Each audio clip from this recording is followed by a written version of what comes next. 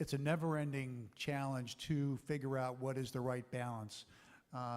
So you're constantly trying to engage your fans. You're constantly engaging with with us. We're a Learfield property, and they're continually open to discussing how do we try to achieve that right balance. If they want to go and they want to sell something, how can we sell it so that it doesn't come across as being so commercially driven? Is there a way to turn that activation into an engagement so that the fan is both entertained, informed, and is not turned off by what's happening? That's the last thing you want to have happen.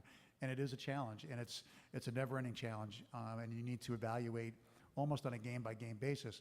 I would tell you that our fans in a 107,000-seat stadium, you're not going to make everybody happy, and that you have to realize that you're going to have fringe, that you could put, we could sponsor a moment of no sponsorship, and there would be people that would applaud it, and there would be other people that would think that was the stupidest thing in the world, and that's okay.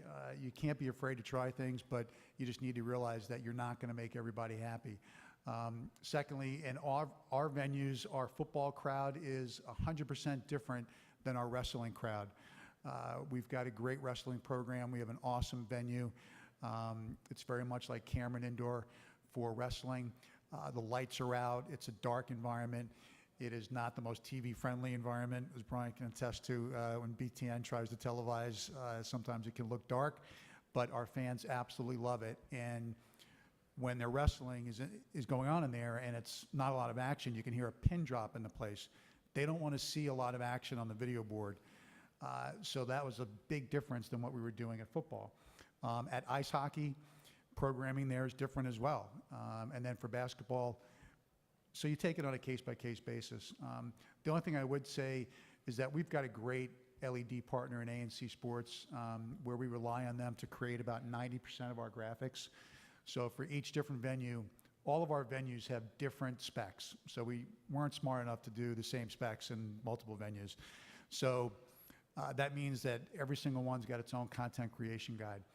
And like I said, they create about 90% of those graphics. Last year, they created 2,000 graphics for football during the season. And that also makes our life a little bit easier on the staffing side. So I don't see us ever getting to a point where we say, wow, we figured it out. It's always going to change. You're right about students.